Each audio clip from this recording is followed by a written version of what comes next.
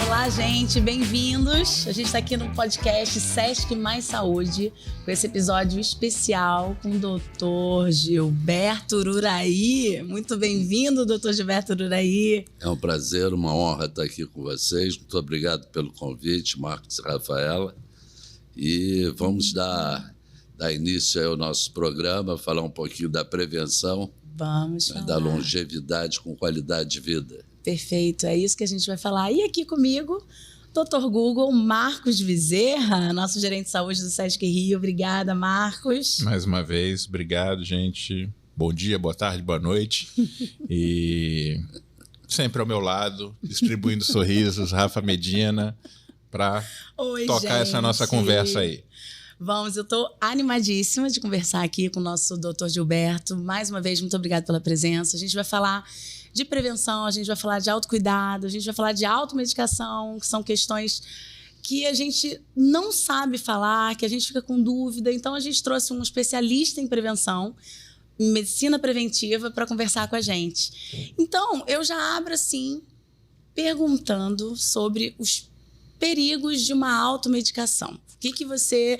Na verdade, o que é automedicação? Que às vezes as pessoas falam automedicação, eu mesma tomar. É um indivíduo que ouve falar de um remédio, passa a usar esse remédio em função de seus sintomas, sem conhecer os efeitos adversos, os efeitos colaterais. Isso é muito usual no Brasil. Já foi mais no passado. Hoje, a lei é mais rigorosa. Não se vende tanto remédio facilmente em nossas farmácias. As prescrições são respeitadas, sim, felizmente, mas ainda observamos um abuso importante. Para você ter uma ideia, em nossas clínicas, observamos que em torno de 20% dos pacientes se automedicam. Nós vivemos um período difícil, um momento que as pessoas mudaram seus comportamentos, que foi o momento da pandemia. A população viveu um estresse agudo, súbito, profundo e duradouro. Então, isso mexeu muito com o emocional das pessoas, com o físico também. Enfim, afinal de contas, somos corpo e alma, físico e emoção. Sim. Né? E o indivíduo sofreu muito e não teve idade para isso. Né? Então, nós passamos a observar um uso inadequado de determinados produtos, como ansiolíticos, como hipnóticos, indutores do sono, e até mesmo antidepressivos, em função daquilo que cada um estava vivendo, sofrendo, enfim, e conduziu, então, à automedicação. E aí essas pessoas ouviram falar, Marcos toma um remédio X, eu achei interessante, eu vou lá e tomo um remédio X porque eu estou com o mesmo sintoma que ele. Mas pode ser uma coisa péssima, né? Nós somos indivíduos em todas as nossas dimensões. O que serve para você pode não servir para ele. Sim. Os efeitos colaterais em você podem ser muito diferentes nele. Simples remédios, uma aspirina, por exemplo, para aqueles indivíduos mais sensíveis, pode gerar até um edema de glote, urticárias, efeitos adversos, ou mesmo hemorragia digestiva, né, para as pessoas que têm maior sensibilidade ao ácido acetilsalicílico. Então, todo remédio tem que ser usado sob controle, com prescrição médica, com prazo, normalmente, para início e fim do tratamento. E a gente está falando aqui de toda a medicação mesmo, né? Inclusive as básicas que a gente fala, né? De Novalgina, de enfim, tô com isso, vou tomar uma dipirona, tô com isso, vou tomar... Enfim, então, esse cuidado nessas automedicações. E falando um pouquinho de toda essa questão da pandemia, do ansiolítico, do remédio para dormir, o que você tem recebido mais na sua clínica hoje? Na clínica que a gente fala de check-up, né? O que você identifica nas pessoas de mais, fala assim, é isso que está pegando a galera? O que eu tenho observado, nós temos observado, nós temos 2 clínicas no Rio de Janeiro, a Med Rio Check-up, Botafogo e Barra, e realizamos check-ups médicos para executivos, homens e mulheres. Então, a pandemia mexeu muito nas pessoas. Conforme falei, as pessoas se trancaram em suas casas com medo do vírus, as pessoas mudaram seus comportamentos, as casas se tornaram filiais de escolas, filiais de empresas, sem estarem adequadas para isso, né? E as pessoas passaram a dormir mal, a se alimentar mal, se tornaram sedentários, e aí começou o uso abusivo de determinados produtos, como os ansiolíticos, para quebrar a ansiedade do cotidiano, né? Porque não é fácil o indivíduo preso, perdendo sua liberdade, convivendo com mortes ao vivo anunciadas pela televisão, mudando seus comportamentos, tendo cuidado de filhos que não vão à escola, né? E as crianças dando problema, claro. Claro. Né? E tendo cuidado também de seus afazeres profissionais. Então, houve uma inversão, né? Todos tiveram que se adaptar, e o que é adaptação, se não o estresse? Toda vez que o indivíduo se depara com uma mudança, a essa mudança tem que haver uma adaptação. Sim. E essa adaptação nós chamamos de estresse. Né? Então, imagina o quanto as pessoas cresceram os seus níveis de estresse. Nossa, demais. Né? E aí as portas do corpo se abrem para as inúmeras doenças, sempre de forma individual.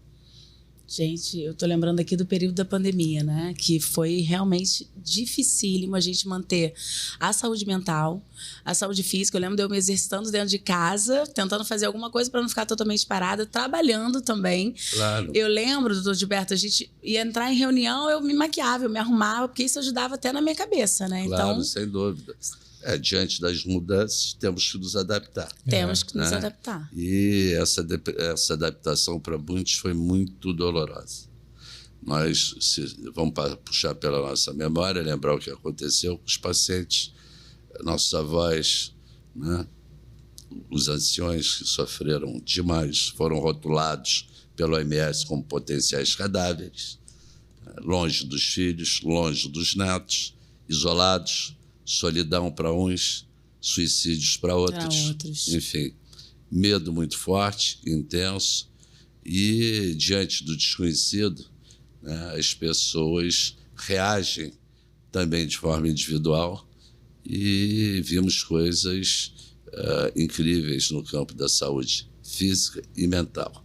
No âmbito físico, então, observamos um ganho enorme de massa ponderal nas pessoas, de um modo geral. As pessoas passaram a se alimentar mal, péssima qualidade, ultraprocessados, alimentos hipercalóricos, né? E excesso de peso foi a resposta natural. E, com isso, as doenças crônicas se estabeleceram. Diabetes, hipertensão. Quando a gente fala em diabetes, fala em baixa de imunidade, né? Pessoas com medo de sair passaram a não fazer os exames regulares, a não tomar os remédios regulares. Enfim. E o emocional foi crescendo, né? Mais estresse, mais adrenalina, mais cortisol. A adrenalina é um potente estimulante. O indivíduo, sob o efeito da adrenalina, dorme mal. Se dorme mal, levanta cansado. Se levanta cansado, não vai praticar atividade física e precisa da energia no dia a dia para se manter no seu trabalho, nas suas tarefas. Aí lança a mão de produtos hipercalóricos, muito açúcar, muito café para se manter ativo, ligado, antenado, né? E dorme mal. Antes de dormir, com um amigo ou com a mulher, em casa, enfim, faz uso do álcool. Cresceu enormemente o consumo de álcool durante a pandemia. E aquele indivíduo que consome álcool antes de dormir vai dormir mal, vai roncar, né? E o álcool, além de ser maléfico para o sono, é maléfico para todo o nosso sistema nervoso central, para o nosso miocárdio, para o nosso fígado, enfim. Então, observamos coisas, mudanças comportamentais incríveis, né? Face ao desconhecido. Sim. Agora me diz o seguinte, você falou do café.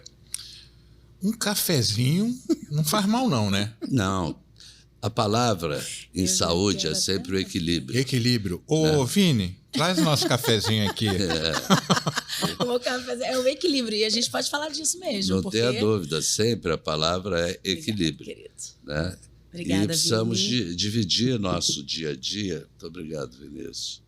Nosso dia a dia, de tal forma a cumprir as nossas tarefas do cotidiano, laborais, profissionais, olhar para os nossos filhos, para as nossas esposas, né, para a nossa programação também, para os hobbies, né, aquelas que nos dão prazer, porque a vida também precisa ser acariciada. A gente precisa planejar melhor o nosso tempo, né, Gilberto? Quando você planeja, não tem surpresa, né? E o nosso trabalho no cotidiano é oferecer ao nosso cliente uma saúde sem surpresas, né? Então, é sempre focamos no estilo de vida de cada um e nos exames médicos preventivos. Então, esse é o caminho para a longevidade, que é o programa que vocês estão aí abraçando, com qualidade de vida, sem surpresas e com autonomia. E você tem uma idade para você começar a se preocupar com a sua saúde, Gilberto? Porque isso é uma pergunta que eu também ia fazer, até dando o exemplo do meu irmão, mas depois a gente... Nós começamos a morrer quando nascemos, né? E orientamos também aos pais, desde cedo, educar os filhos para uma alimentação saudável. Porque a criança obesa de hoje é a criança obesa na adolescência, é a criança obesa na vida adulta. Isso tem um preço muito caro. O excesso de células corporais demanda do coração um esforço muito grande. Por exemplo, demanda do esqueleto uma estrutura muito forte. Enfim, então, desde cedo, desde possível, as crianças precisam ser educadas para uma boa alimentação, para uma atividade física regular e cuidar, sim, das horas de sono dessas crianças. O bebê, por exemplo, quando nasce, qual é o estímulo para ele crescer? É o hormônio do crescimento, que é produzido e secretado durante o sono. Então, aquela criança que não produz adequadamente seu hormônio do crescimento, será a criança que terá dificuldade para crescer. Por exemplo. Tá? Então, desde cedo, temos que tomar cuidado com a saúde dos nossos entes queridos. E aí, você está falando de crescimento, e eu lembro quando eu era criança, minha mãe colocava a gente para dormir, eu e meus irmãos, a gente dormia às 19 horas.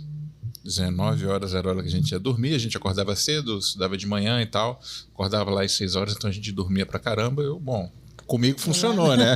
Tenho 1,93 m. Cresceu. Mas é claro, a gente sabe que hoje as coisas mudaram um pouco, mas a gente precisa manter, né, certos limites, porque as mudanças, eu lembro, eu fiz cardiologia na UF, e me formei em 2002, há 21 anos atrás. Ele gosta de dizer a idade, viu, doutor Gilberto? Ele gosta.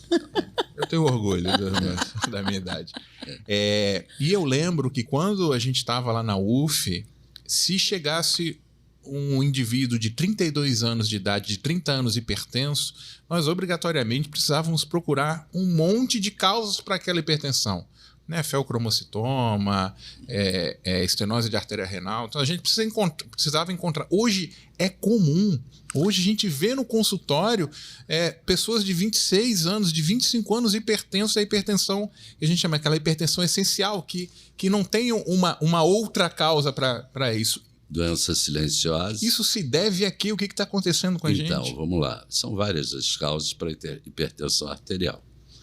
Entre outras, que nós temos observado no cotidiano, é o estilo de vida inadequado. Voltamos no estilo de vida. Sem dúvida. Né? Alimentação rica em sal, ganho de peso corporal, né, diabetes, obesidade, tudo isso está crescendo na população. Mas vamos voltar ao sono. O quanto o sono é importante também na vida adulta, porque o sono é um dos pilares do estilo de vida saudável. Aquele indivíduo que dorme mal ou que não sonha é um indivíduo que vai ter, por exemplo, lapso de memória. O indivíduo que ronca, além de infernizar sua companheira, que está do lado, ele gera hipóxias cerebrais, nutre sua massa encefálica de forma pobre, não oxigena bem. E aí o comandante começa lá adiante a dar sinais e sintomas de demência, de Alzheimer, entre outras coisas, né? Então, o sono é fundamental, desde o bebê à fase adulta. Tá? Hoje se fala muito disso. É um né? dos pilares para a vida normal, saudável e com qualidade. O indivíduo que dorme mal, ele secreta os hormônios do estresse. Enquanto dorme, ganha peso, gera hipertensão, perde memória, enfim. Então, como é que você estimula o indivíduo a uma vida saudável? Estilo de vida, atividade física regular para gerar as endorfinas necessárias para controlar, atenuar os efeitos da adrenalina, primeiro hormônio do estresse, e o cortisol, segundo hormônio do estresse. Então, o sono é fundamental para uma boa qualidade de vida. E isso, no nosso check-up, nós aferimos a predisposição do indivíduo a desenvolver as apneias. Sim. A cada apneia, o indivíduo fica sem respirar por segundos, né? Às vezes desperta, ainda assusta todo mundo, ronca demasiadamente, hipóxia cerebral, lá adiante, demência, por exemplo. Tá? E é muito comum em indivíduos com excesso de peso corporal. Um dos índices, um dos parâmetros importantes é a medida da circunferência cervical, acima de 43 centímetros para homem, é bem provável que o indivíduo faça apneias. Então, nós estimulamos sempre um sono reparador, um sono de qualidade, um sono que permita o indivíduo enfrentar o cotidiano sem se sentir estafado. E como que a gente consegue isso sem as medicações? Acabo de falar. Atividade física regular, geração de endorfina, evitar o álcool antes de dormir, controlar o estresse do cotidiano, porque a adrenalina é um potente estimulante. Enfim, tem várias ações. Muitos preferem se automedicar. E essa maquinazinha aqui que a gente carrega o tempo inteiro? Isso aí está se tornando um vício, uma adicção. Nos países desenvolvidos já existem clínicas para jovens, até mesmo crianças. Se puxarmos pela memória, quer dizer, quando eu era mais jovem, levava meus filhos para almoçar, era um tumulto nos restaurantes, corre, segura, orienta, põe de castigo, enfim. Hoje não. As crianças entram no restaurante, não dão uma palavra, desde que tenham a engenhoca na mão, né? Nos seus videozinhos, nas suas brincadeiras. Quer dizer, as crianças hoje já nascem digitais, né? Mas o que os pais têm que levar em consideração e estarem atentos, que essa inteligência artificial está hackeando a alma dos nossos filhos. Nossa, com certeza. Isso aí, a longo prazo, é um horror. Atrapalha, inclusive, no sono, essa na cognição, no sono, em tudo que você puder dizer aí, todo vício é maléfico. Agora, uma dúvida que as pessoas perguntam também. Atividade física. Tem gente que fica aceleradíssimo, né? Isso pode atrapalhar no sono? Existe um horário melhor para fazer? Normalmente, sim. As pessoas devem privilegiar o horário da manhã. Da manhã. Sempre. Tá? Porque muitos são mais sensíveis à adrenalina também gerada. Tem muitos indivíduos que competem consigo próprio, querem bater seus recordes. Sim. Deixa de ser uma atividade física prazerosa, importante, para ser um estresse. Sim. Então, na vida, tudo é equilíbrio. Equilíbrio. Né? Mas isso também pode ser individual, né? Então, por exemplo, quando eu vou à noite para a academia e faço atividade, cara, eu durmo maravilhosamente bem. Tudo é individual. Não existem dois indivíduos iguais. Você é único em todas as suas dimensões. Então, na verdade, você vai se conhecendo, você vai percebendo. Não alterou seu sono, você dorme bem, não tem nenhuma dessas questões que o Dr. Gilberto acabou de falar. Ok, se você malhar à noite, né?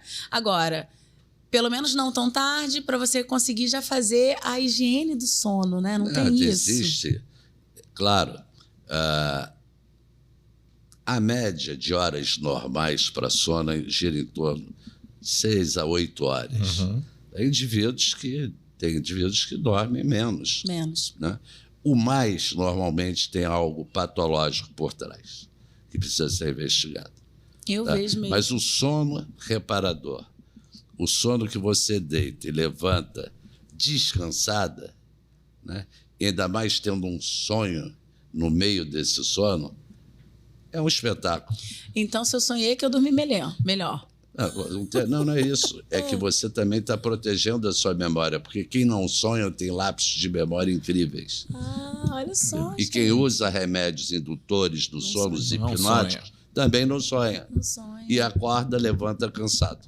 Entendi. Olha paradoxalmente. Bem. Olha só, você acha que está te ajudando e, na verdade, não está te ajudando, né? Está te afundando. Caramba. Isso. Quanta coisa, hein, doutor Gilberto? E me diz uma coisa, lá na clínica, você falou aqui de executivos, que vocês são especialistas, né? Vocês fazem check-ups. Nosso programa inclui check-up masculino e feminino. Hoje, depois de 32 anos, são 250 mil indivíduos avaliados, examinados.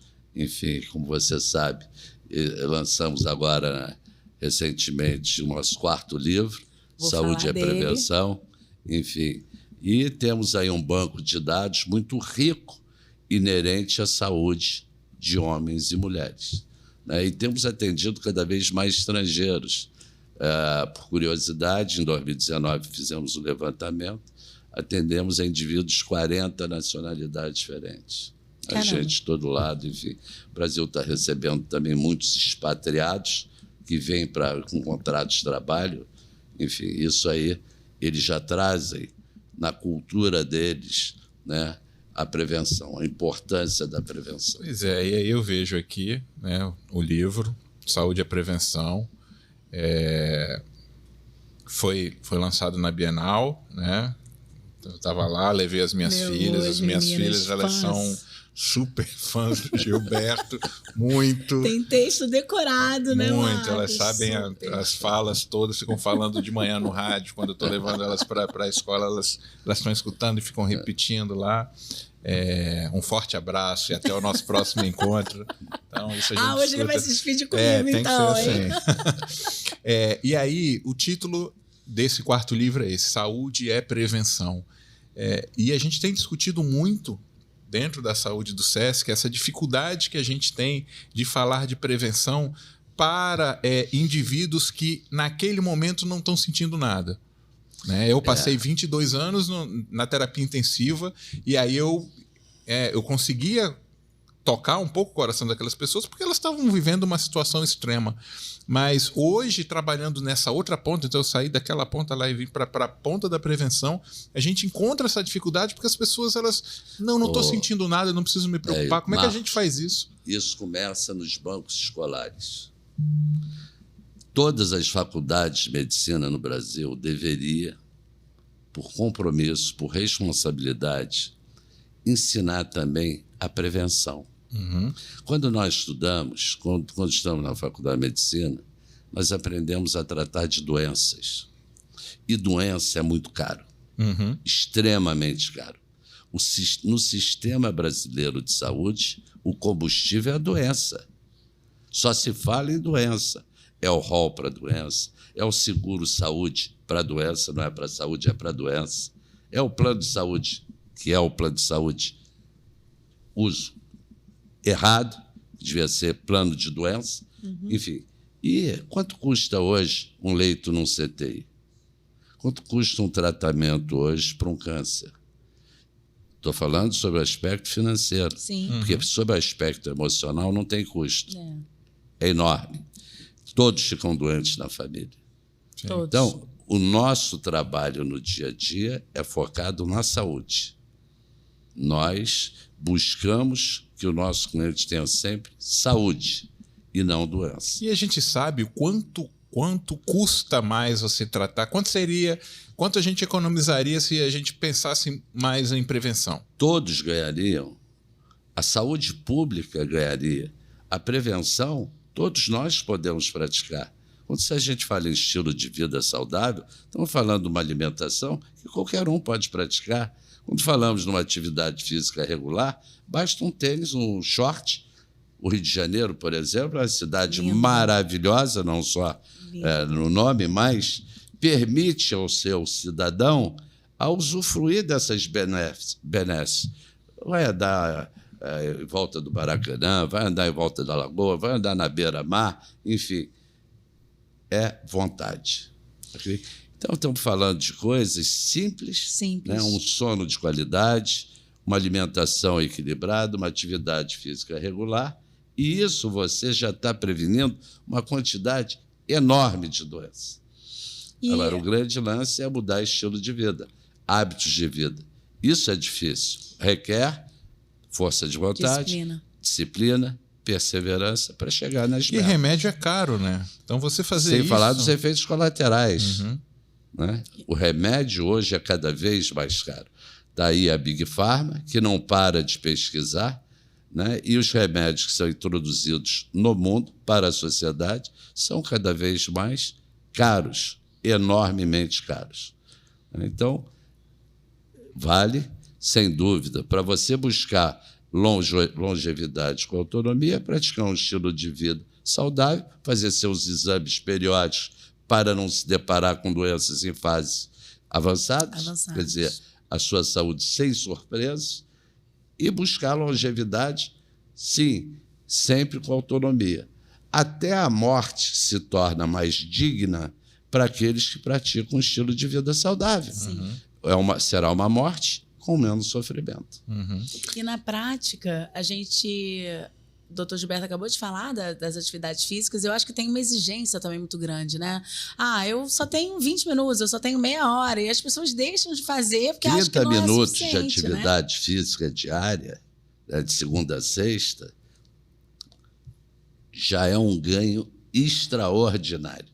Com isso, você controla seu peso corporal, queima gordura em excesso, né? A glicose está armazenada na musculatura, você queima também, gera bem-estar, aumenta a libido, favorece um sono de qualidade, melhora o humor. Gente, quanta coisa então, boa. Eu diria que a atividade física regular é a vacina para todos os bens. Não pratica quem não quer. E que está ali à disposição, né? Sim. Totalmente à disposição. Hoje nós estamos gravando aqui em Copacabana, né? No lindo Teatro de Copacabana, né? Sesc. E aí nós temos um público hoje aqui assistindo. E eles fizeram algumas perguntas, Gilberto. Eu vou passar elas para você. A primeira, acho que fala um pouco disso que bastante disso que você acabou de dizer.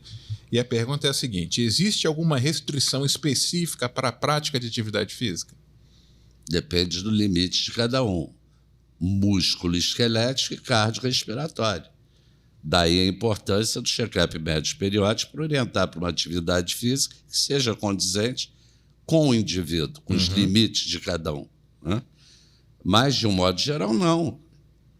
De um modo geral, não. Até a atividade física dentro d'água, que não sobrecarrega, por exemplo, o esqueleto, é de fácil acesso para muita gente.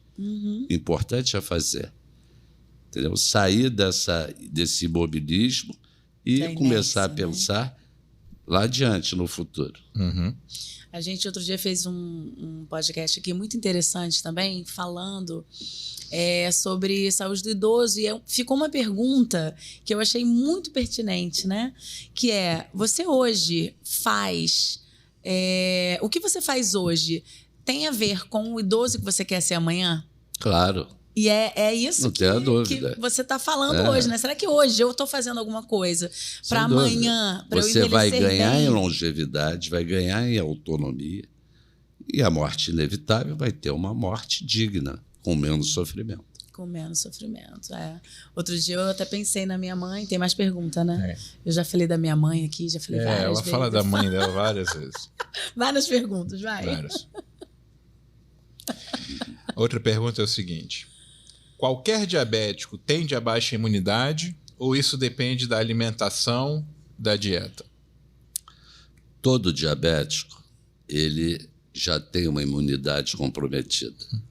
Observa o quanto o diabético faz infecções urinárias de repetição, micose de repetição, né? Gripes, enfim. É uma doença, é um pano de fundo para a saúde extremamente agressivo. Por quê? O diabetes, com o passar do tempo, o excesso de glicose, destrói a camada íntima dos vasos, que é o caminho do oxigênio. E onde não existe oxigênio, não existe vida. Então você começa a ver lá adiante os diabéticos não tratados amputando extremidades, ficando cego. É uma doença para insuficiência renal, horrorosa, né, que tem que ser evitada. E hoje, 10% da população brasileira é diabéticos. Olha só. O doutor Gilberto sempre trazendo números para a gente, né? Que é 10%. A gente está falando de mais de 20 milhões de pessoas no Brasil, né? E essa doença que vai abrir portas para outras doenças. Diabetes é uma doença crônica, silenciosa, de longa duração, que se não cuidar, aí sim vai levar o indivíduo à morte por infarto do miocárdio, por acidente vascular cerebral e até por câncer, porque baixa imunidade. Baixa imunidade. Entendeu? Câncer, outro É uma ponto. doença horrorosa para qualquer um. E aí, mas existe um tratamento, você faz o seu tratamento? Claro, sem dúvida. E são tratamentos, normalmente, que envolvem dieta, com baixa teor em açúcar, exige uma atividade física regular para queimar o excesso de glicose armazenada e medicamentos específicos. E as três ações têm que andar juntas. Perfeito. Tem mais... Está aparecendo mais perguntas aqui. Como o trabalho em equipe multidisciplinar pode potencializar o resultado positivo na saúde do paciente? Pois é. Enfim, as doenças hoje são cada vez mais multifacetadas, né? Provocando outros efeitos, e é o nosso trabalho do cotidiano. Nós trabalhamos com 12 especialistas em áreas distintas, porém integrados. Né? O indivíduo fica conosco lá 5 horas, faz um check-up muito completo e toda a equipe interage. Entendeu? De tal forma que, em 24 horas úteis, o nosso paciente já tem os resultados em suas mãos, a partir do nosso aplicativo, e no dia seguinte já está apto a fazer uma consulta conosco, pós-check-up, onde nós vamos apresentar para cada um os fatores de risco para a sua saúde. E juntos, médico e clientes, traçar um programa de saúde para combater aqueles fatores de risco. É a busca da longevidade com a autonomia. E quando fazemos esse programa de saúde para cada cliente, levamos muito em consideração o seu estilo de vida. Nossa, já dá vontade de seu sono, alimentação, atividade física, enfim, de um modo geral, é o que deve ser orientado. Existe a necessidade de reposição de vitaminas com o avançar da idade? Olha só, nós vivemos num país tropical, sol em excesso, alimentação, de um modo geral, farta, né? Sempre orientamos os clientes para privilegiar na alimentação as frutas, os legumes, as verduras, menos proteína animal, proteína oriunda do vegetal, da soja, do feijão, enfim, das leguminosas, enfim. E continua a pergunta, por favor, Marcos. A gente precisa, com o avançar da idade, sempre fazer reposição de vitamina? A reposição de vitamina, quer dizer, isso é uma observação que eu vejo claramente. Quando você fala em reposição de vitamina, em suplementos vitamínicos, e leva a discussão para a Europa, é uma conversa estéril. Eles não conhecem. Porque a alimentação natural provê o indivíduo dos sais minerais, das vitaminas, enfim. No Brasil, ainda nós temos a felicidade da população ter sol em excesso. Pois é, e a gente vê tanta reposição de vitamina D por aí. Um absurdo, porque a alimentação já provê o indivíduo da vitamina, o sol facilita na fixação, né? Quando se trata de um indivíduo nórdico, convive com dias curtos, pouco sol, enfim, sem dúvida alguma, a reposição é importante, né? Para a fixação do cálcio, é onde nós vamos observar maior índice de osteoporose, a perda de cálcio pelo tecido ósseo. Mas não é o caso do Brasil, longe disso, excesso.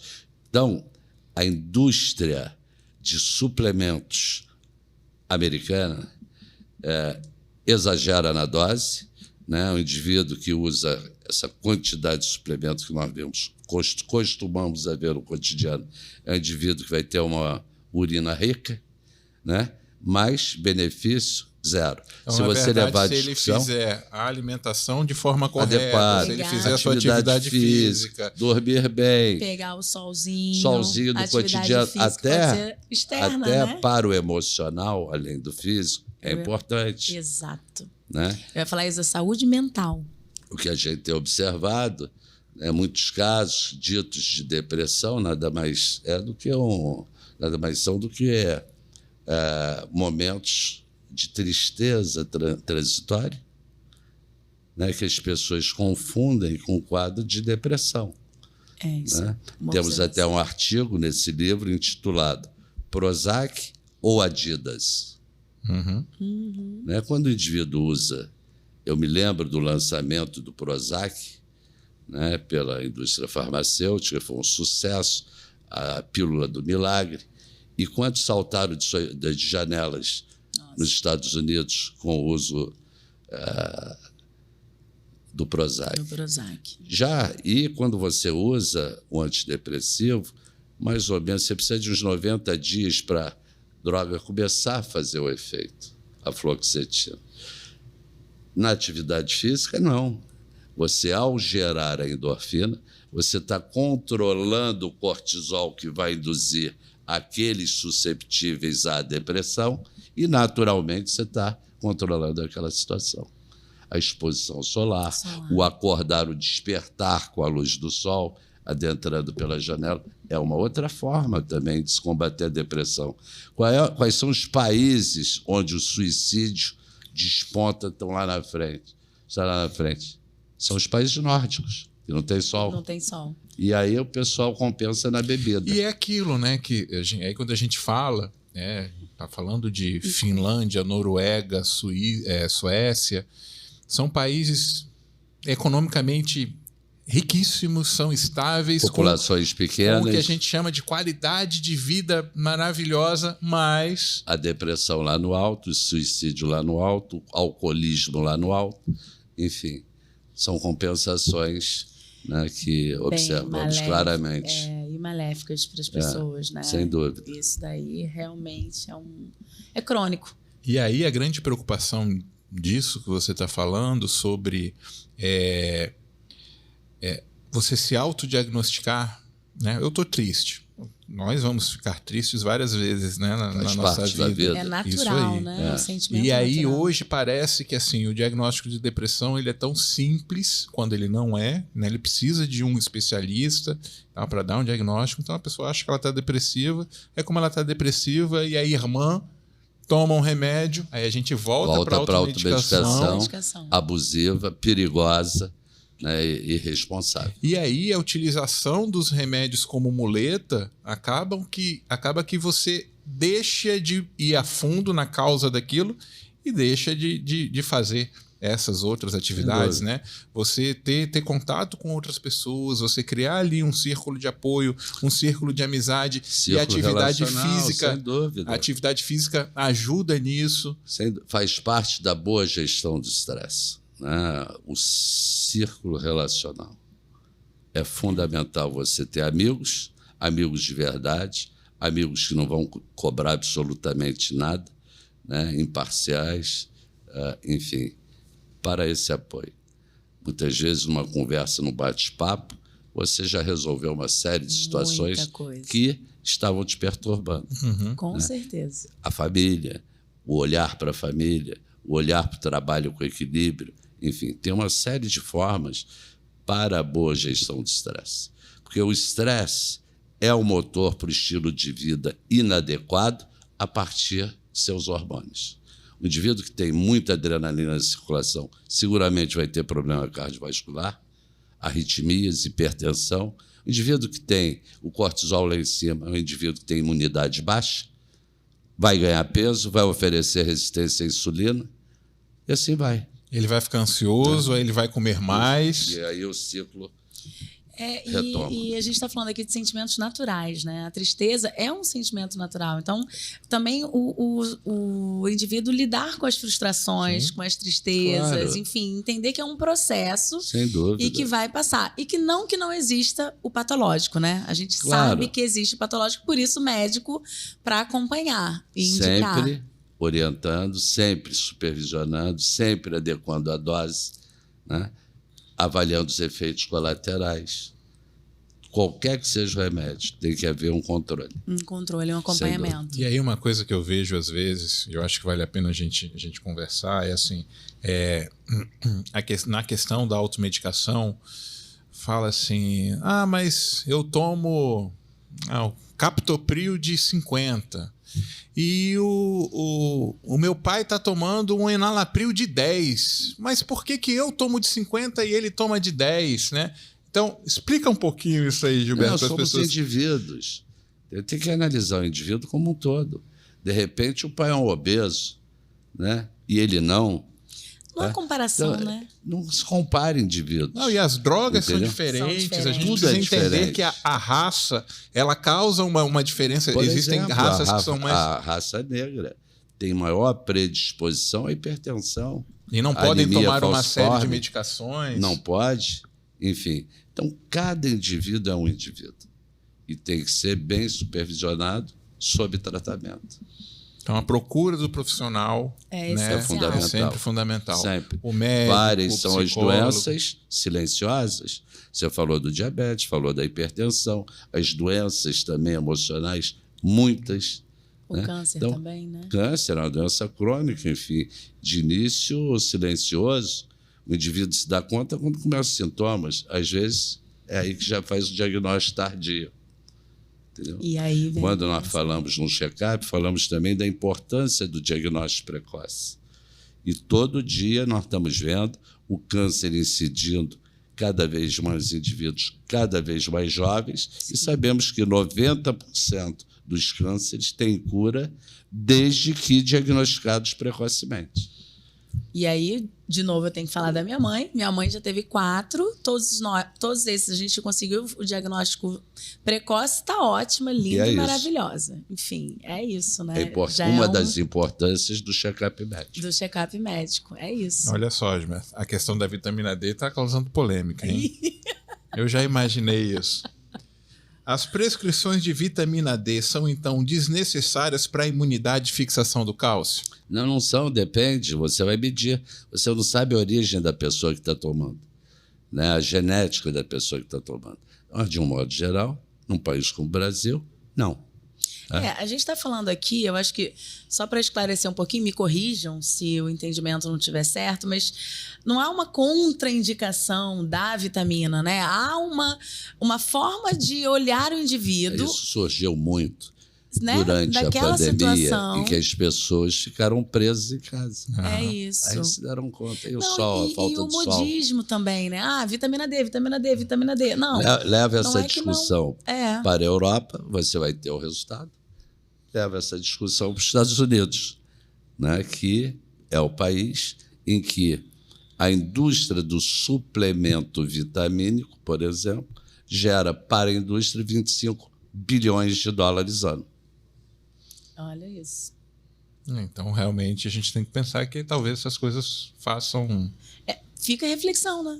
É isso, trazendo números para a gente. Né? E aí aquela história de que, mais uma vez, somos indivíduos e cada um precisa procurar o seu profissional, os seus profissionais, na verdade, né? E aí fazer essa avaliação. E aí saber até que ponto eu preciso tomar uma vitamina D ou eu posso fazer uma caminhada Sol, se no alimentar sol, isso aí. normalmente. Até que ponto é Vivemos suficiente, no Brasil, né? país Qual tropical. é o seu hábito de vida? Sol abundante. É. E a gente já falou aqui dos executivos, a gente já falou aqui da saúde mental. E tem uma coisa que me chama muita atenção, que é o burnout, por exemplo. A gente tende a achar que só tem nos executivos, né? Não. O burnout é geral, é democrático. Mas, hoje, pela classificação internacional de doenças, já está lá com o seu código próprio, né? O burnout é uma doença profissional, né, derivada do trabalho, do excesso de trabalho, e está claramente bem descrita, bem definida. Temos deparado, sim, com pacientes esgotados, física e emocionalmente. Essa pandemia gerou muitos e muitos casos de burnout, né? Com burnout, também estresse pós-traumático, a rodo. Muito. O indivíduo repetindo, né, ou o cérebro reverberando situações desagradáveis de perdas incríveis durante a pandemia, muito caso de ansiedade. Sabemos que o topo da ansiedade é o pânico, né? Muitos casos de pânico também. Enfim, a pandemia mexeu, como eu falei no início, somos corpo e alma, física e emoção, mexeu com o indivíduo como um todo. Não só a parte emocional, quanto a parte física, né? Então, a gente tem que ter bastante essa atenção, né? A gente evitar doenças que deixam a gente Estilo de vida saudável e prevenção. É o caminho. Eu vou sonhar com o senhor falando assim para mim, estilo de vida saudável e prevenção. Gente, tô entrando, calma, vou chegar lá. E é aquilo que é algo que todos podemos e devemos fazer, né? Não existe uma desculpa para não fazer. Que a senhora, eu não tenho tempo. É uma obrigação nós fazermos o nosso planejamento. E assim, essa responsabilidade é nossa. A gente não pode jogar essa responsabilidade para uma outra pessoa, né? Somos dono do nosso destino. A saúde de cada um é a responsabilidade de cada um. E quando a gente fala também... Porque a gente vem conversando e vem várias coisas na minha cabeça, né? A gente fala da automedicação. Ele falou, tem que ter acompanhamento do médico até mesmo para suspender a medicação. Claro. Não enfim, vou parar por conta própria, também não. Tem que ter essa orientação. Tem remédio que você suspensão. precisa gradualmente ir reduzindo. Olha só. Para não ter efeitos colaterais ainda mais desagradáveis. Tudo tem que ter supervisão. Supervisão. Se tratando de medicamento. E também, muita gente me pergunta. Por exemplo, tive um tio agora que me perguntou: já tô boa, já tô bom, já tomei antibiótico 3 dias, já sumiram os sintomas, eu vou parar de tomar. Tem que completar o ciclo do tratamento. Então, gente, sempre. Não dá. Né? Temos mais dúvidas? Não. Mais perguntas? Então, a vitamina D deu uma sossegada. Acho que sim. Ô, doutor Gilberto, me diz uma coisa. A gente está falando aqui muito da prevenção, do que a gente deve fazer, né? Do estilo de vida saudável, do sono. Agora, qual desses você destaca? Vamos supor, visivelmente, eu preciso mudar meus hábitos, eu preciso realmente cuidar de mim, mas eu vou escolher, por um lado, por onde começar. Onde que eu começo? Então, falamos agora há pouco da importância de uma equipe multidisciplinar. Quando você fala em estilo de vida saudável, você tem 3 pilares importantes: alimentação equilibrada, o sono de qualidade reparador, né, e atividade física regular. 3 ações, de um modo geral, simples de se praticar, mas que a maioria da população não pratica. Você tem indivíduos hoje, por exemplo, 35% dos nossos clientes convivem com insônia. 35%. 60% do nosso público, nossos clientes, tem excesso de peso corporal. 65% níveis elevadíssimos de estresse. Colesterol, o HDL, o bom colesterol protetor, 50% tem abaixo do índice normal. Tá? Então, estamos falando do dia a dia, do que a gente encontra em nossas clínicas, que são representativos do estilo de vida inadequado. Obesidade hoje no Brasil atingiu 20% da população. 20%. Né? E o que vem no bojo de uma obesidade, as doenças, se as pessoas atentassem, já reduziria enormemente. É educação, porque obesidade hoje é problema de saúde pública. O custo para a nossa saúde pública e privada é elevadíssimo em função da obesidade.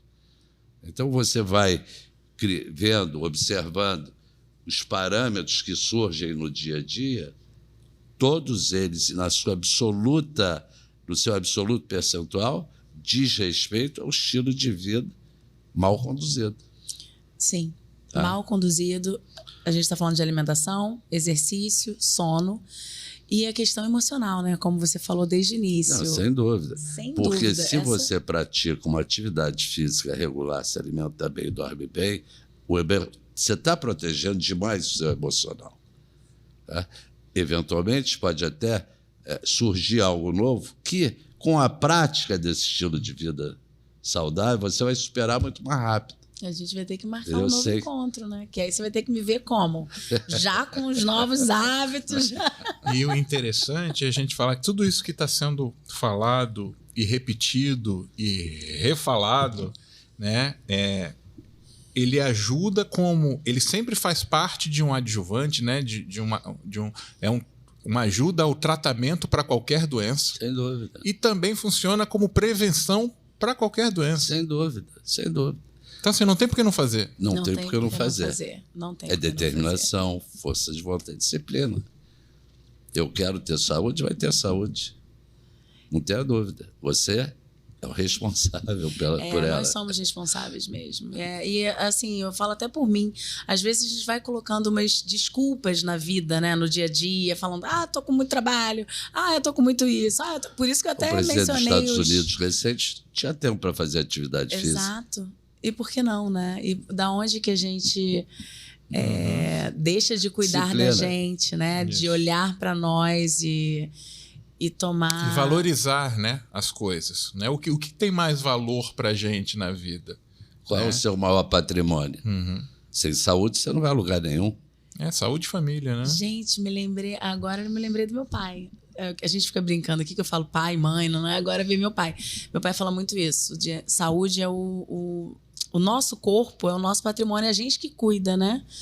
Enfim, gente, várias coisas aqui que eu tô refletindo. E aí, assim, a gente está aqui com esse 4º livro, Saúde e Prevenção. Então, tem outros 3. Os outros 3 também nessa mesma pegada, falando de prevenção. Sendo a prevenção, sobre a importância do estilo de vida saudável, né? Temos um livro que tratamos muito do cérebro emocional, do nosso comandante, da anatomia das emoções. Que emoção é a mola da vida. Sem emoção, você não vai a lugar nenhum também.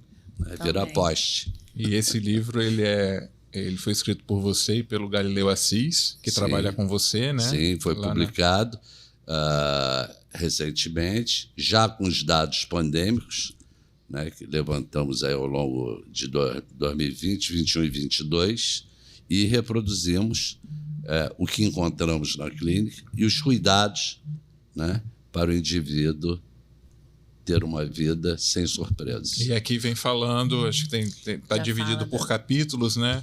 E aí tem capítulos falando da alimentação, coração saudável, atividade física. E os títulos são interessantes, né? Não é atividade física, é show preguiça. Ele falou Prozac ou Adidas, né? Versus Adidas. Para falar do sono, é hora de desligar. É isso, interessante. É interessantíssimo. Já comecei, trouxe o meu para ele já... E é interessante que é uma outra coisa que a gente tem falado muito na gerência de saúde do SESC esse ano, é comunicação. Esse projeto desse podcast é exatamente a gente tentar alcançar o coração das pessoas. E um dos motivos da gente ter te convidado para cá foi exatamente isso, essa facilidade que você tem e tal, de falar sobre saúde de uma forma descomplicada para o nosso público mesmo, que é a população, né? Claro. E aí eu dou o exemplo, a gente já falou aqui das minhas filhas. Como tocou nelas, né? A minha filha mais nova de 9 anos, cara, a Luísa, ela é apaixonada pelo Gilberto. Apaixonada. E é isso, conseguiu atingir uma parcela que acho que... Não sei se você já tinha imaginado, assim, poxa... Tem crianças de 9 anos que ficam escutando seus netos, isso. Sem ser não marca, porque a mensagem legal. A gente e tudo aquilo mesmo que marca coração se torna inesquecível. Eu ia falar isso agora, dessa sensibilidade mesmo de tocar os corações, né? Isso. Além da voz bem características de Dr. Gilberto Urduraí, tem a fala que consegue tocar ali, consegue sensibilizar até as crianças que são fãs incondicionais, né, as filhas do Marcos, de um médico tão respeitado, tão conceituado. Muito obrigada, viu, por tudo. Obrigado a você, Rafaela, Marcos, pelo convite tão honroso, simpático, e poder falar um pouco mais para a população da importância da saúde, o que é a saúde e como devemos valorizá-la. E aí você diz agora para os seus ouvintes, nossos ouvintes, gente, cuidem da saúde, alimentação, sono e atividade física, é isso, né? Sem dúvida. Essa é a chave. E prevenção, para não se deparar com surpresas. Isso aí é a fórmula para a longevidade com autonomia. Que papo incrível, né, Marcos? Isso aí. Acho que já temos aqui um grande desafio. Já temos, tá? Um grande desafio pela frente. Vamos ter que marcar um novo encontro. Boa, prazer. Depois a gente registra isso, já com mudanças de hábito na minha vida, tá? Muito bom. Muito obrigada pela sua presença, muito obrigada pelo seu conhecimento para compartilhar isso com a gente. Gente, fica aí a dica de um livro interessantíssimo para ler, tá bom? Saúde é prevenção. Eu quero agradecer ao Marcos, meu parceiro aqui nessa luta. E aí? Foi ótimo, acho que foi excelente essa conversa e são temas polêmicos, mas é algo que acho que é fundamental, que a gente fala muito, né, prevenção. Encontramos, né, tá aqui sentado com uma pessoa que fala exatamente o que a gente fala no nosso dia a dia, né? É muito bacana. Agora, você tem que dar o tchau para todo mundo do jeito famoso, senão Luísa vai reclamar em casa. Eu vou me despedir. Não, ele se despede e eu me despeço. Pode ser assim? Pode. Então, naquela câmera ali, ó, Gilberto, fica à vontade. Eu sempre digo nas nossas programações que saúde é prevenção. E deixo um forte abraço para todos. Luísa, para você também. Gente, até eu tô emocionada. Meus queridos, muito obrigada, tá? Pela presença de todos vocês aqui, pela audiência, na verdade. Não é porque a gente tem a presença aqui, como o Marcos mencionou. Então, muito obrigada pela audiência. Quem tá assistindo a gente pelo YouTube, aciona ali o sininho, procura a gente. Se tiver alguma dúvida, entre em contato com @SescRio. A gente vai adorar compartilhar esse momento com vocês, as dúvidas e trazer mais conhecimento sobre saúde, que essa é a função do nosso podcast, tá bom? Um beijo e um sorriso. Tchau. Tchau, turma.